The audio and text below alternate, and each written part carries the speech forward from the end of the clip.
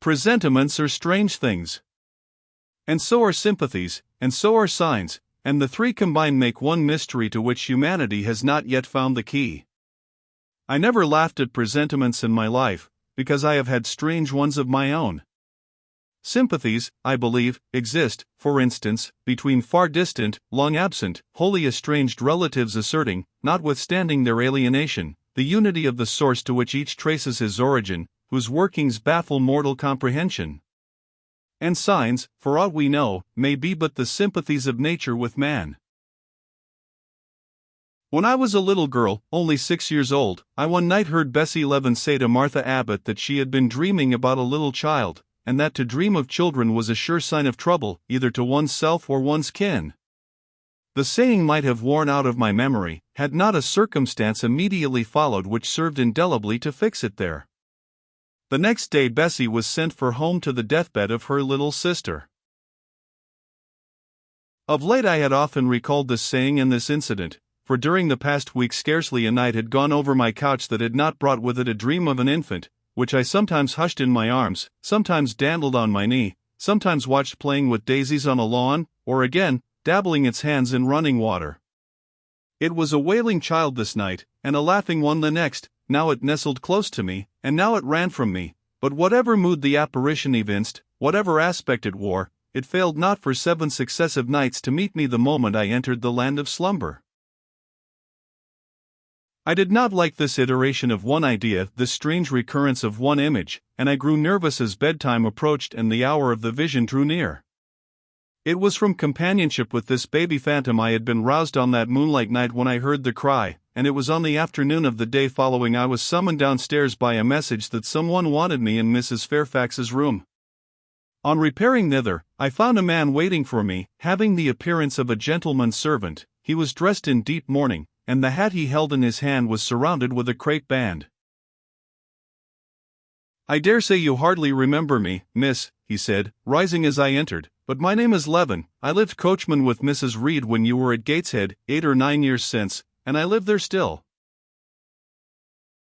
"Oh, Robert. How do you do?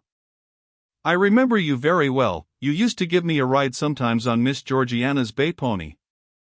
And how is Bessie? You are married to Bessie?" "Yes, miss, my wife is very hearty, thank you. She brought me another little one about 2 months since. We have 3 now, and both mother and child are thriving." "And are the family well at the house, Robert?" "I am sorry I can't give you better news of them, miss. They are very badly at present, in great trouble." "I hope no one is dead," I said, glancing at his black dress. He too looked down at the crape round his hat and replied, "Mr. John died yesterday was a week, at his chambers in London." "Mr. John?" "Yes." "And how does his mother bear it?" "Why, you see, Miss Eyre, it is not a common mishap. His life has been very wild. These last 3 years he gave himself up to strange ways, and his death was shocking." "I heard from Bessie he was not doing well." "Doing well?" "He could not do worse. He ruined his health and his estate amongst the worst men and the worst women. He got into debt and into jail. His mother helped him out twice, but as soon as he was free he returned to his old companions and habits. His head was not strong. The knaves he lived amongst fooled him beyond anything I ever heard. He came down to Gateshead about 3 weeks ago and wanted Mrs. to give up all to him. Mrs. refused. Her means have long been much reduced by his extravagance, so he went back again, and the next news was that he was dead. How he died, God knows. They say he killed himself." I was silent. The tidings were frightful. Robert Leaven resumed. "Mrs. had been out of health herself for some time. She had got very stout, but was not strong with it, and the loss of money and fear of poverty were quite breaking her down. The information about Mr. John's death and the manner of it came too suddenly. It brought on a stroke. She was 3 days without speaking, but last Tuesday she seemed rather better, she appeared as if she wanted to say something, and kept making signs to my wife and mumbling. It was only yesterday morning, however, that Bessie understood she was pronouncing your name, and at last she made out the words, "Bring Janie, fetch Jane Eyre, I want to speak to her." Bessie is not sure whether she is in her right mind, or means anything by the words, but she told Miss Reed and Miss Georgiana, and advised them to send for you. The young ladies put it off at first, but their mother grew so restless, and said, "Jane, Jane," so many times, that at last they consented. I left Gateshead yesterday, and if you can get ready, miss, I should like to take you back with me early tomorrow morning. Yes, Robert, I shall be ready. It seems to me that I ought to go. I think so too. Mississippi Bessie said she was sure you would not refuse, but I suppose you will have to ask leave before you can get off? Yes, and I will do it now, and having directed him to the servants' hall, and recommended him to the care of John's wife, and the attentions of John himself, I went in search of Mr. Rochester. He was not in any of the lower rooms, he was not in the yard, the stables, or the grounds. I asked Mrs. Fairfax if she had seen him. Yes, she believed he was playing billiards with Miss Ingram. To the billiard room I hastened, the click of balls and the hum of voices resounded thence. Mr. Rochester, Miss Ingram, the two Misses Eshton, and their admirers, were all busied in the game. It required some courage to disturb so interesting a party. My errand, however, was one I could not defer, so I approached the master where he stood at Miss Ingram's side. She turned as I drew near, and looked at me haughtily. Her eyes seemed to demand, "What can the creeping creature want now?" And when I said, in a low voice, "Mr. Rochester," she made a movement as if tempted to order me away. I remember her appearance at the moment. It was very graceful and very striking. She wore a morning robe of sky-blue crepe, a gauzy azure scarf was twisted in her hair. She had been all animation with the game, and irritated pride did not lower the expression of her haughty lineaments. "Does that person want you?" she inquired of Mr. Rochester, and Mr. Rochester turned to see who the person was. He made a curious grimace, one of his strange and equivocal demonstrations, threw down his cue and followed me from the room. "Well, Jane," he said, as he rested his back against the schoolroom door, which he had shut. "If you please, sir, I want leave of absence for a week or two." "What to do? Where to go?" "To see a sick lady who has sent for me." "What sick lady? Where does she live?" "At Gateshead, in Shire." "Shire? That is 100 miles off. Who may she be that sends for people to see her that distance?" "Her name is Reed, sir, Mrs. Reed." "Reed of Gateshead?" "There was a Reed of Gateshead, a magistrate." "It is his widow, sir."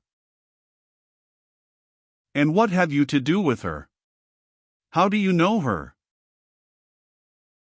"Mr. Reed was my uncle, my mother's brother." "The deuce he was. You never told me that before. You always said you had no relations." "None that would own me, sir. Mr. Reed is dead, and his wife cast me off." "Why?" "Because I was poor and burdensome, and she disliked me." "But Reed left children. You must have cousins?" "Sir George Lynn was talking of a Reed of Gateshead yesterday, who, he said, was one of the veriest rascals on town, and Ingram was mentioning a Georgiana Reed of the same place, who was much admired for her beauty a season or two ago in London." "John Reed is dead, too, sir. He ruined himself and half ruined his family, and is supposed to have committed suicide. The news so shocked his mother that it brought on an apoplectic attack." "And what good can you do her?" "Nonsense, Jane. I would never think of running 100 miles to see an old lady who will, perhaps, be dead before you reach her. Besides, you say she cast you off." "Yes, sir, but that is long ago, and when her circumstances were very different. I could not be easy to neglect her wishes now. How long will you stay? As short a time as possible, sir. Promise me only to stay a week. I had better not pass my word, I might be obliged to break it. At all events you will come back, you will not be induced under any pretext to take up a permanent residence with her? Oh, no. I shall certainly return if all be well. And who goes with you? You don't travel 100 miles alone. No, sir, she has sent her coachman. A person to be trusted? Yes, sir, he has lived 10 years in the family. Mr. Rochester meditated. When do you wish to go? Early tomorrow morning, sir. Well, you must have some money, you can't travel without money, and I dare say you have not much, I have given you no salary yet. How much have you in the world, Jane? He asked, smiling. I drew out my purse, a meager thing it was. 5 shillings, sir. He took the purse, poured the hoard into his palm, and chuckled over it as if its scantiness amused him. Soon he produced his pocketbook. Here, said he, offering me a note, it was £50, and he owed me but 15. I told him I had no change. I don't want change, you know that. Take your wages. I declined accepting more than was my due. He scowled at first, then, as if recollecting something, he said, Right. Better not give you all now, you would, perhaps, stay away 3 months if you had £50. There are 10, is it not plenty? Yes, sir, but now you owe me 5. Come back for it, then, I am your banker for £40. Mr. Rochester, I may as well mention another matter of business to you while I have the opportunity. Matter of business? I am curious to hear it. You have as good as informed me, sir, that you are going shortly to be married? Yes, what then? In that case, sir, Adele ought to go to school. I am sure you will perceive the necessity of it. To get her out of my bride's way, who might otherwise walk over her rather too emphatically?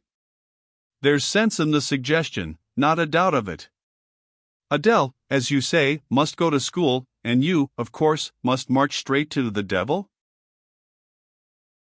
I hope not, sir, but I must seek another situation somewhere. In course, he exclaimed, with a twang of voice and a distortion of features equally fantastic and ludicrous. He looked at me some minutes. And old Madam Reed, or the Misses, her daughters, will be solicited by you to seek a place, I suppose? No, sir, I am not on such terms with my relatives as would justify me in asking favors of them, but I shall advertise. You shall walk up the pyramids of Egypt, he growled. At your peril you advertise. I wish I had only offered you a sovereign instead of £10. Give me back £9, Jane, I've a use for it. And so have I, sir, I returned, putting my hands and my purse behind me. I could not spare the money on any account. Little niggard, said he, refusing me a pecuniary request. Give me £5, Jane. Not 5 shillings, sir, nor 5 pence. Just let me look at the cash. No, sir, you are not to be trusted. Jane. Sir?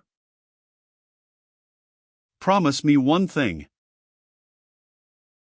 I'll promise you anything, sir, that I think I am likely to perform.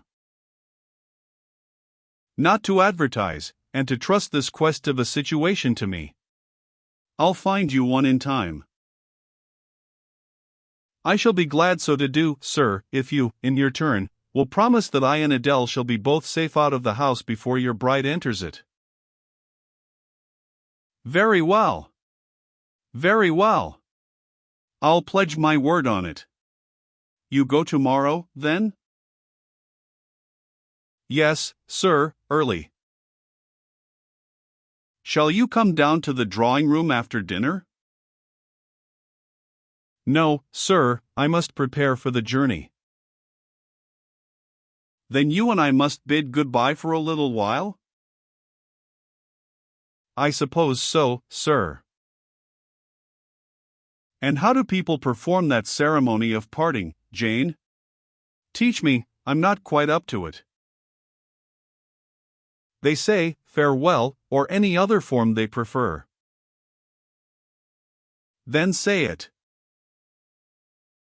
Farewell, Mr. Rochester, for the present. What must I say?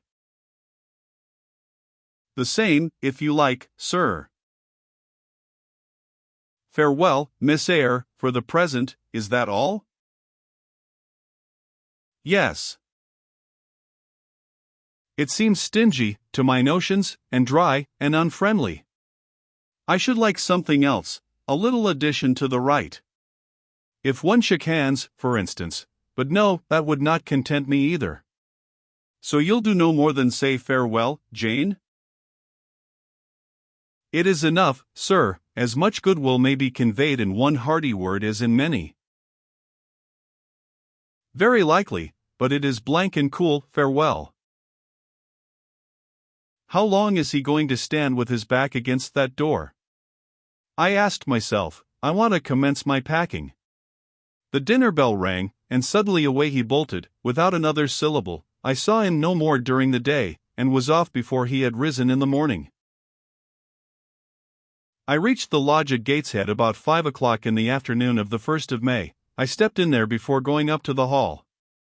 It was very clean and neat. The ornamental windows were hung with little white curtains, the floor was spotless, the grate and fire irons were burnished bright, and the fire burned clear. Bessie sat on the hearth, nursing her last-born, and Robert and his sister played quietly in a corner. "Bless you, I knew you would come," exclaimed Mrs. Levin, as I entered. "Yes, Bessie," said I, after I had kissed her, "and I trust one am not too late. How is Mrs. Reed, alive still, I hope?" "Yes, she is alive, and more sensible and collected than she was. The doctor says she may linger a week or two yet, but he hardly thinks she will finally recover." "Has she mentioned me lately?" "She was talking of you only this morning, and wishing you would come, but she is sleeping now, or was 10 minutes ago, when I was up at the house. She generally lies in a kind of lethargy all the afternoon, and wakes up about 6 or 7. Will you rest yourself here an hour, miss, and then I will go up with you?" Robert here entered, and Bessie laid her sleeping child in the cradle and went to welcome him. Afterwards she insisted on my taking off my bonnet and having some tea, for she said I looked pale and tired. I was glad to accept her hospitality, and I submitted to be relieved of my traveling garb just as passively as I used to let her undress me when a child. Old times crowded fast back on me as I watched her bustling about, setting out the tea tray with her best china, cutting bread and butter, toasting a tea cake, and, between whiles, giving little Robert or Jane an occasional tap or push, just as she used to give me in former days. Bessie had retained her quick temper as well as her light foot and good looks. Tea ready, I was going to approach the table, but she desired me to sit still, quite in her old peremptory tones. "I must be served at the fireside," she said, and she placed before me a little round stand with my cup and a plate of toast, absolutely as she used to accommodate me with some privately purloined dainty on a nursery chair, and I smiled and obeyed her as in bygone days. She wanted to know if I was happy at Thornfield Hall, and what sort of a person the mistress was, and when I told her there was only a master, whether he was a nice gentleman, and if I liked him. I told her he was rather an ugly man, but quite a gentleman, and that he treated me kindly, and I was content. Then I went on to describe to her the gay company that had lately been staying at the house, and to these details Bessie listened with interest.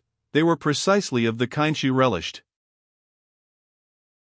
In such conversation an hour was soon gone. Bessie restored to me my bonnet and, accompanied by her, I quitted the lodge for the hall. It was also accompanied by her that I had, nearly 9 years ago, walked down the path I was now ascending. On a dark, misty, raw morning in January, I had left a hostel roof with a desperate and embittered heart, a sense of outlawry and almost of reprobation, to seek the chilly harborage of Lowood, that borne so far away and unexplored. The same hostel roof now again rose before me. My prospects were doubtful yet, and I had yet an aching heart. I still felt as a wanderer on the face of the earth, but I experienced firmer trust in myself and my own powers, and less withering dread of oppression.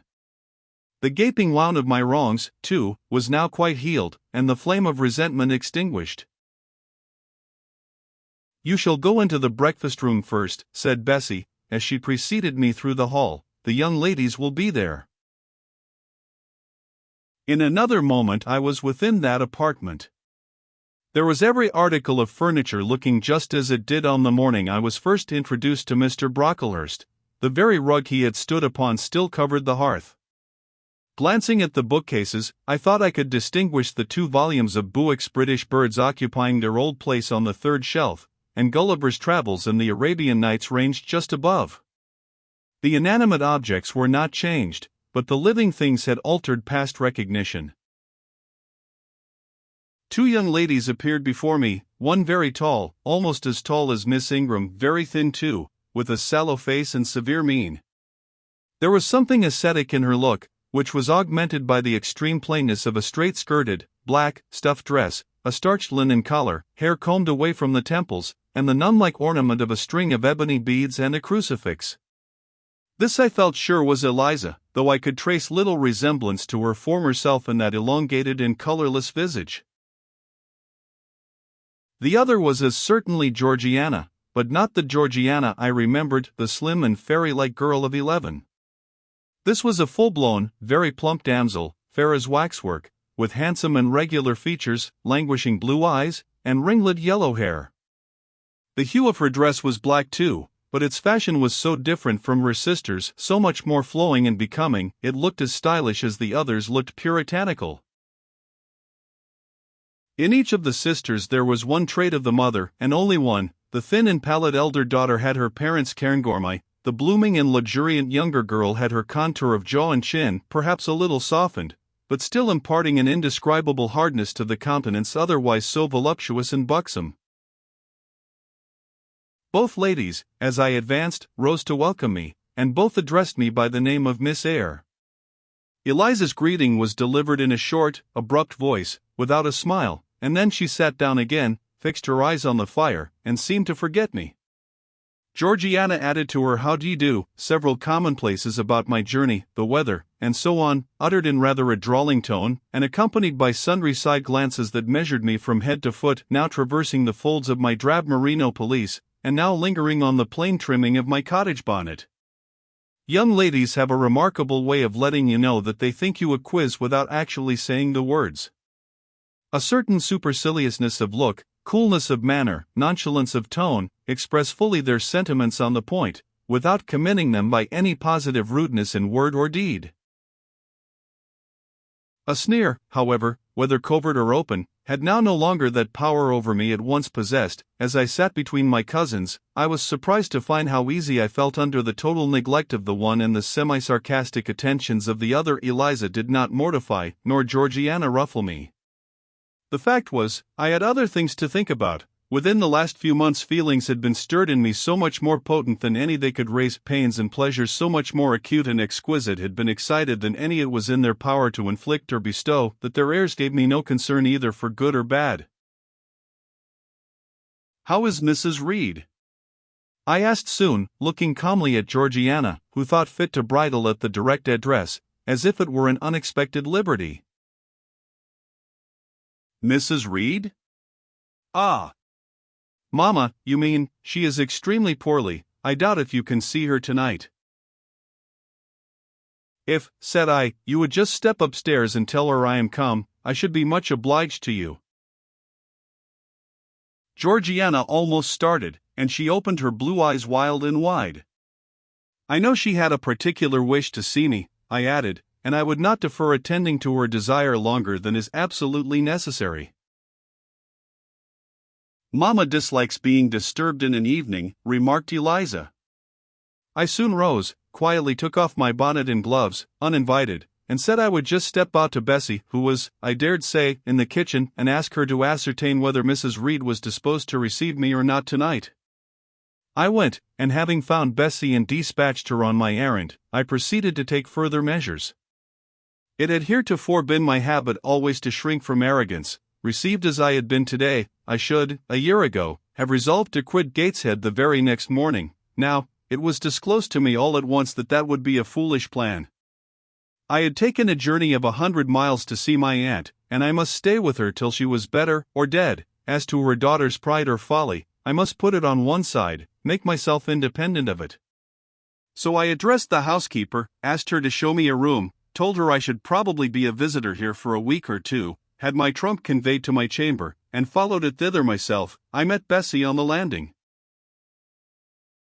"Mrs. is awake," said she. "I have told her you are here. Come and let us see if she will know you." I did not need to be guided to the well-known room, to which I had so often been summoned for chastisement or reprimand in former days. I hastened before Bessie. I softly opened the door. A shaded light stood on the table, for it was now getting dark. There was the great four-post bed with amber hangings as of old, there the toilet table, the armchair, and the footstool, at which I had 100 times been sentenced to kneel, to ask pardon for offences by me uncommitted.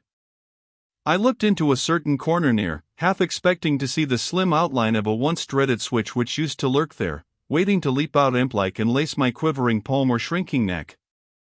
I approached the bed. I opened the curtains and leant over the high-piled pillows. Well did I remember Mrs. Reed's face, and I eagerly sought the familiar image. It is a happy thing that time quells the longings of vengeance and hushes the promptings of rage and aversion. I had left this woman in bitterness and hate, and I came back to her now with no other emotion than a sort of ruth for her great sufferings, and a strong yearning to forget and forgive all injuries, to be reconciled and clasp hands in amity. The well-known face was there, stern, relentless as ever. There was that peculiar eye which nothing could melt, and the somewhat raised, imperious, despotic eyebrow. How often had it lowered on me menace and hate! And how the recollection of childhood's terrors and sorrows revived as I traced its harsh line now!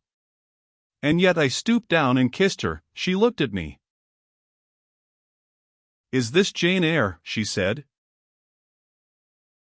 "Yes, Aunt Reed." "How are you, dear aunt?" I had once vowed that I would never call her aunt again. I thought it no sin to forget and break that vow now. My fingers had fastened on her hand which lay outside the sheet. Had she pressed mine kindly, I should at that moment have experienced true pleasure. But unimpressionable natures are not so soon softened, nor are natural antipathies so readily eradicated. Mrs. Reed took her hand away, and, turning her face rather from me, she remarked that the night was warm. Again she regarded me so icily. I felt at once that her opinion of me, her feeling towards me, was unchanged and unchangeable. I knew by her stony eye, opaque to tenderness, indissoluble to tears, that she was resolved to consider me bad to the last, because to believe me good would give her no generous pleasure, only a sense of mortification. I felt pain, and then I felt ire, and then I felt a determination to subdue her, to be her mistress in spite both of her nature and her will. My tears had risen. Just as in childhood, I ordered them back to their source. I brought a chair to the bedhead. I sat down and leaned over the pillow. "You sent for me," I said, "and I am here, and it is my intention to stay till I see how you get on." "Oh, of course. You have seen my daughters?" "Yes." "Well, you may tell them I wish you to stay till I can talk some things over with you I have on my mind. Tonight it is too late, and I have a difficulty in recalling them. But there was something I wished to say. Let me see." The wandering look and changed utterance told what wreck had taken place in her once vigorous frame. Turning restlessly, she drew the bedclothes round her. My elbow, resting on a corner of the quilt, fixed it down. She was at once irritated. "Sit up," said she. "Don't annoy me with holding the clothes fast." "Are you Jane Eyre?" "I am Jane Eyre. I have had more trouble with that child than anyone would believe. Such a burden to be left on my hands, and so much annoyance as she caused me, daily and hourly, with her incomprehensible disposition, and her sudden starts of temper, and her continual, unnatural watchings of one's movements. I declare she talked to me once like something mad, or like a fiend. No child ever spoke or looked as she did. I was glad to get her away from the house." "What did they do with her at Lowood?" "The fever broke out there, and many of the pupils died. She, however, did not die, but I said she did. I wish she had died." "A strange wish, Mrs. Reed. Why do you hate her so?" "I had a dislike to her mother always, for she was my husband's only sister, and a great favorite with him. He opposed the family's disowning her when she made her low marriage, and when news came of her death, he wept like a simpleton. He would send for the baby, though I entreated him rather to put it out to nurse and pay for its maintenance. I hated it the first time I set my eyes on it, a sickly, whining, pining thing. It would wail in its cradle all night long, not screaming heartily like any other child, but whimpering and moaning. Reed pitied it, and he used to nurse it and notice it as if it had been his own, more, indeed, than he ever noticed his own at that age. He would try to make my children friendly to the little beggar. The darlings could not bear it, and he was angry with them when they showed their dislike. In his last illness, he had it brought continually to his bedside, and but an hour before he died, he bound me by vow to keep the creature. I would as soon have been charged with a pauper brat out of a workhouse, but he was weak, naturally weak. John does not at all resemble his father, and I am glad of it. John is like me, and like my brothers, he is quite a Gibson. Oh, I wish he would cease tormenting me with letters for money. I have no more money to give him. We are getting poor. I must send away half the servants and shut up part of the house, or let it off. I can never submit to do that, yet how are we to get on? 2/3 of my income goes in paying the interest of mortgages. John gambles dreadfully, and always loses, poor boy. He is beset by sharpers. John is sunk and degraded, his look is frightful. I feel ashamed for him when I see him." She was getting much excited. "I think I had better leave her now," said I to Bessie, who stood on the other side of the bed. "Perhaps you had, miss, but she often talks in this way towards night. In the morning she is calmer." I rose. "Stop," exclaimed Mrs. Reed, "there is another thing I wish to say. He continually threatens me with his own death, or mine, and I dream sometimes that I see him laid out with a great wound in his throat, or with a swollen and blackened face. I am come to a strange pass. I have heavy troubles. What is to be done? How is the money to be had?" Bessie now endeavored to persuade her to take a sedative draught. She succeeded with difficulty. Soon after, Mrs. Reed grew more composed, and sank into a dozing state. I then left her. More than 10 days elapsed before I had again any conversation with her.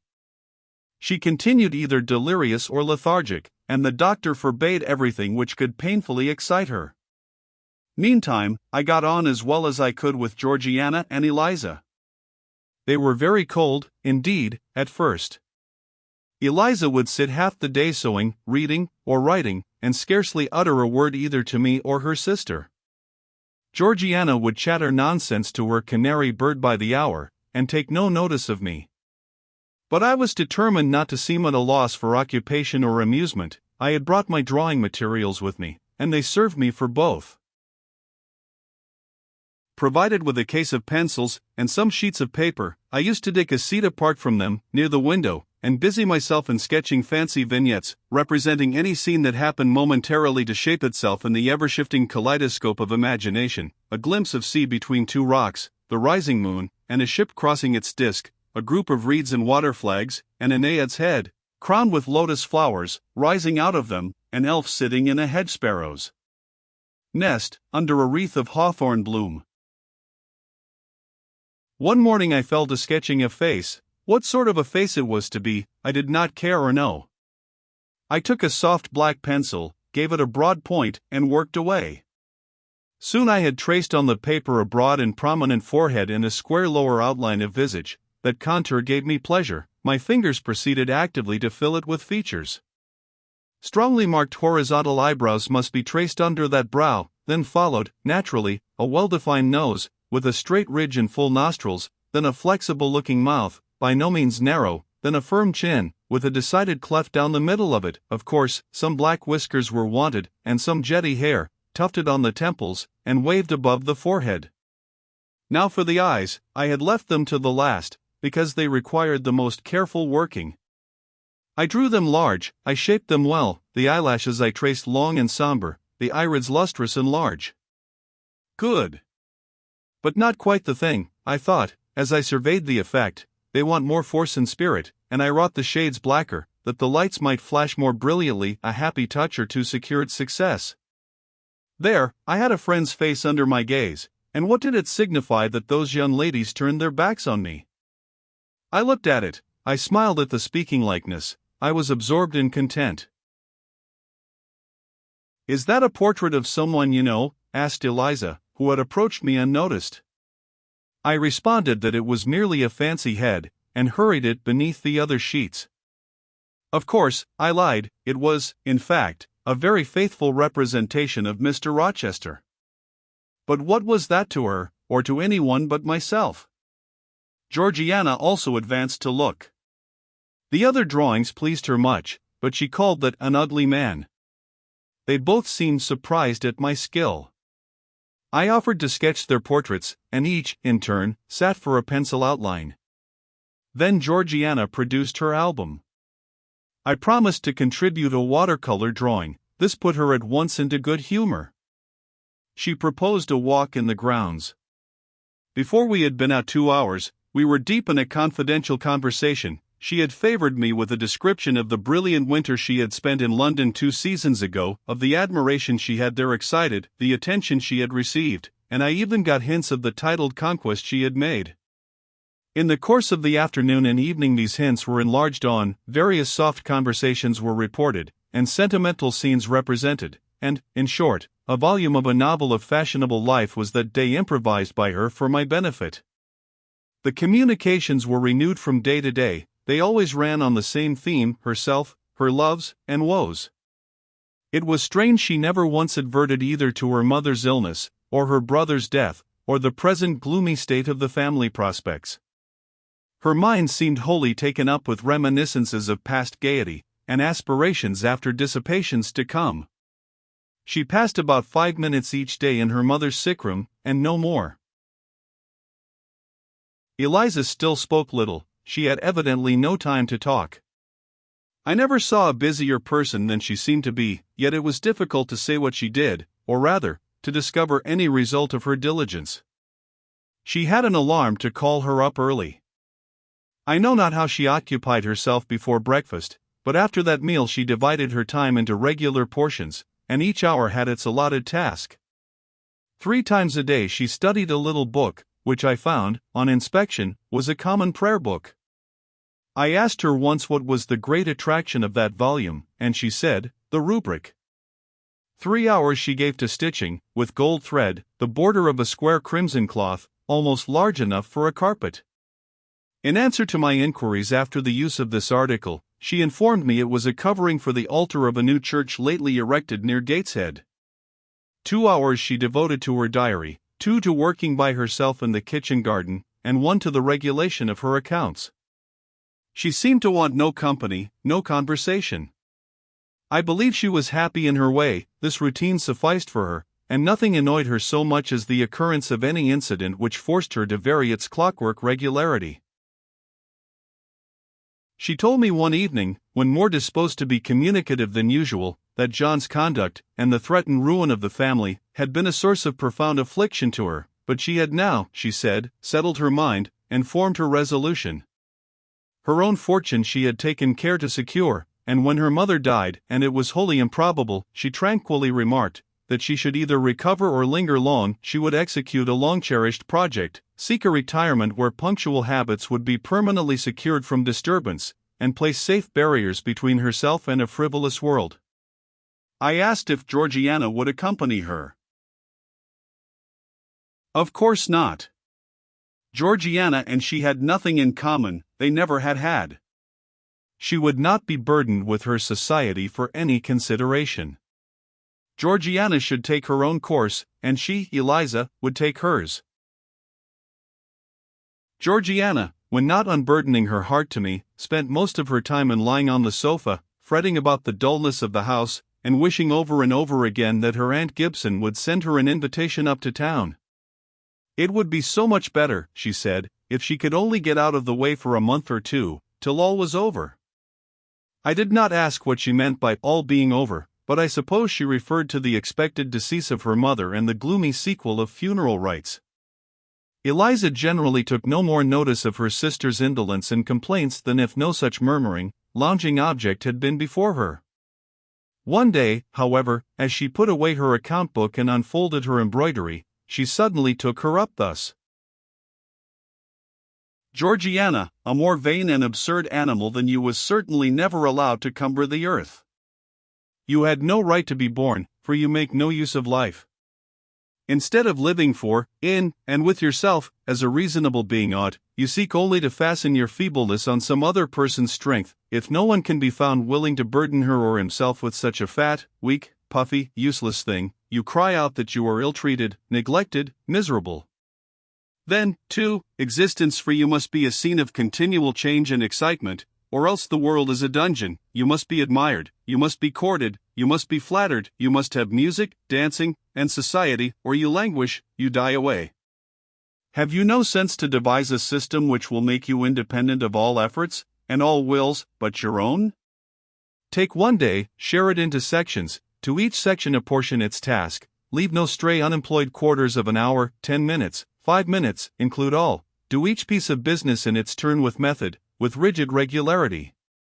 The day will close almost before you are aware it has begun, and you are indebted to no one for helping you to get rid of one vacant moment. You have had to seek no one's company, conversation, sympathy, forbearance. You have lived, in short, as an independent being ought to do. Take this advice, the first and last I shall offer you, then you will not want me or anyone else, happen what may.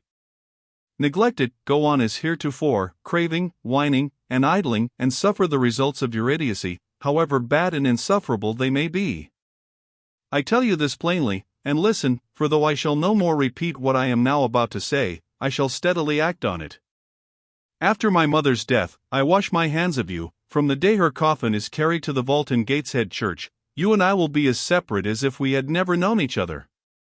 You need not think that because we chance to be born of the same parents, I shall suffer you to fasten me down by even the feeblest claim. I can tell you this, if the whole human race, ourselves excepted, were swept away, and we two stood alone on the earth, I would leave you in the old world, and betake myself to the new.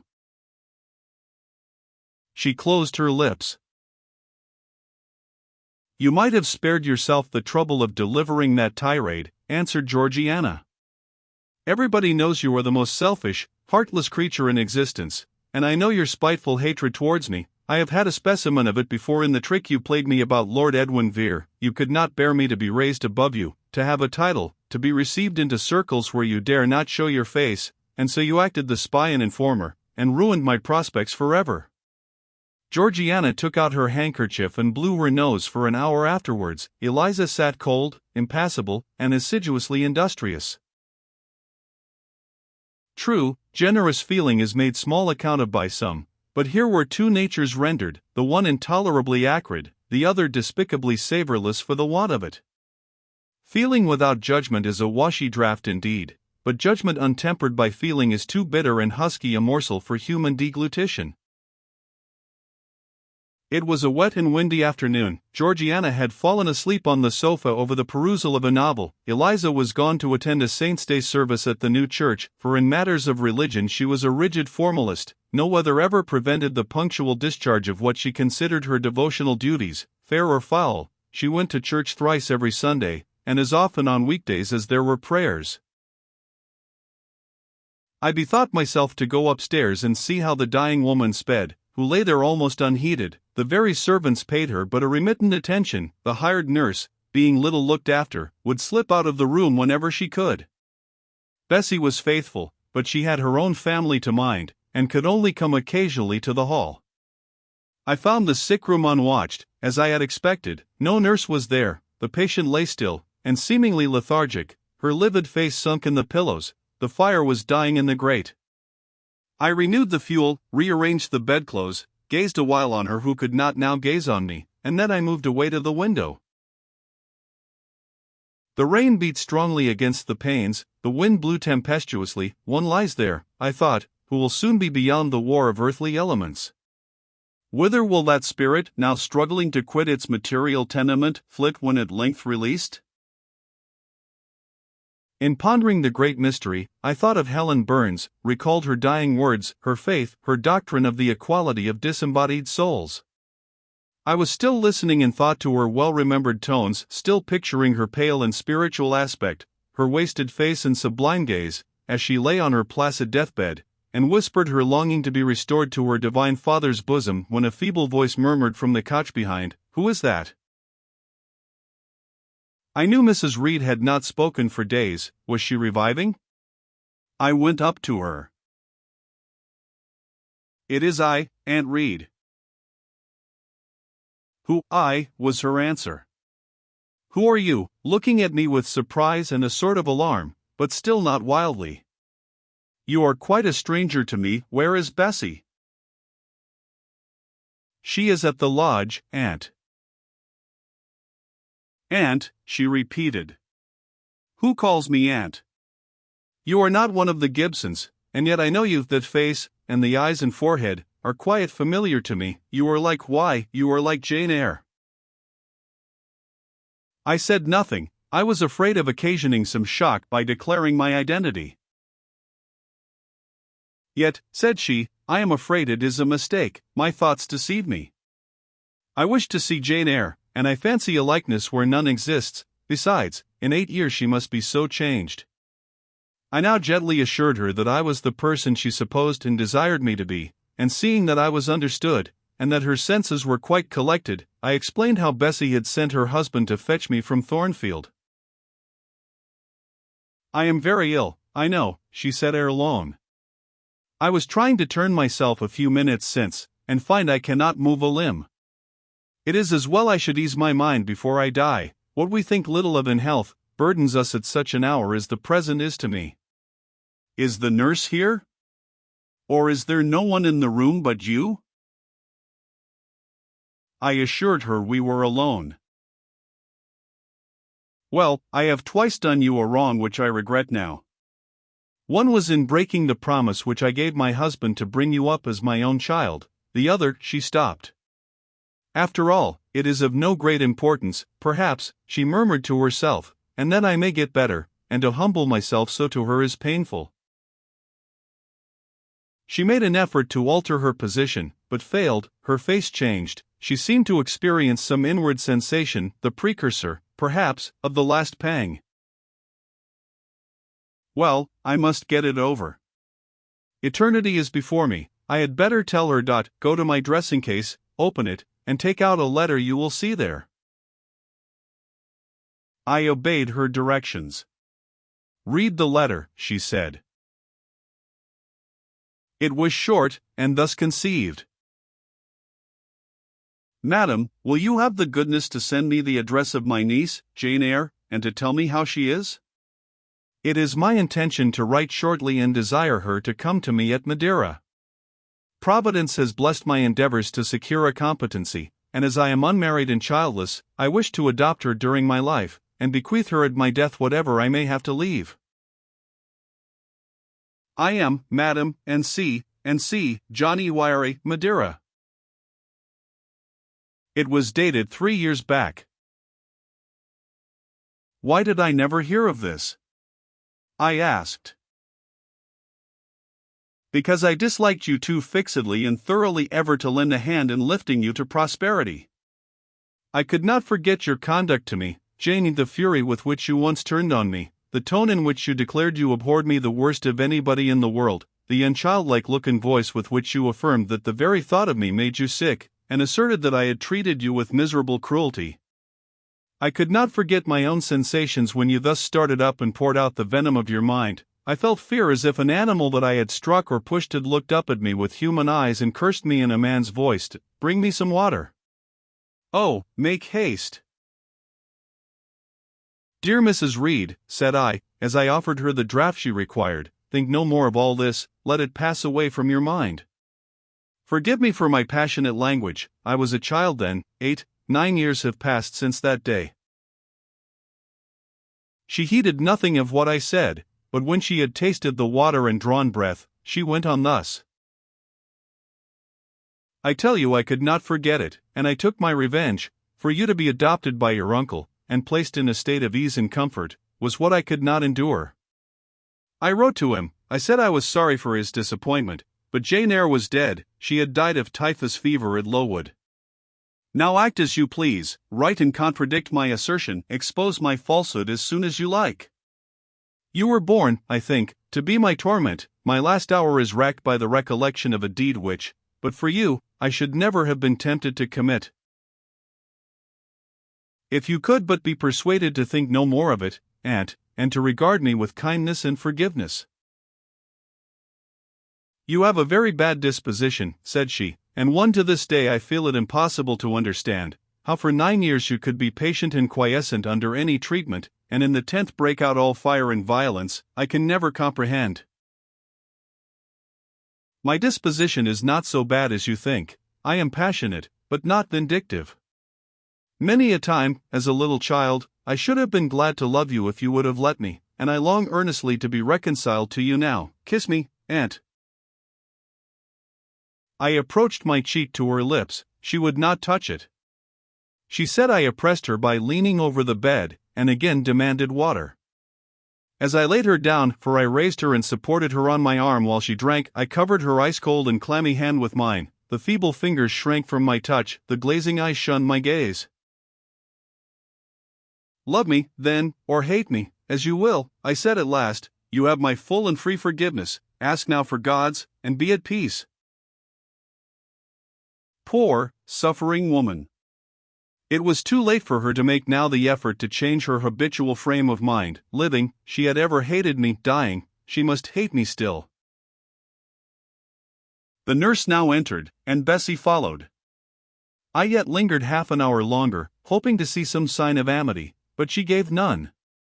She was fast relapsing into stupor, nor did her mind again rally. At 12 o'clock that night she died. I was not present to close her eyes, nor were either of her daughters. They came to tell us the next morning that all was over. She was by that time laid out. Eliza and I went to look at her. Georgiana, who had burst out into loud weeping, said she dared not go.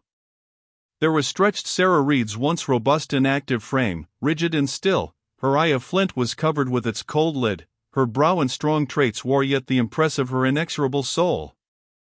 A strange and solemn object was that corpse to me.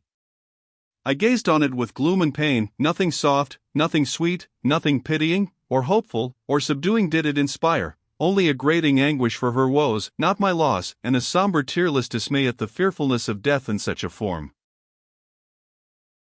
Eliza surveyed her parent calmly. After a silence of some minutes she observed. With her constitution she should have lived to a good old age, her life was shortened by trouble. And then a spasm constricted her mouth for an instant, as it passed away she turned and left the room, and so did I. Neither of us had dropped a tear.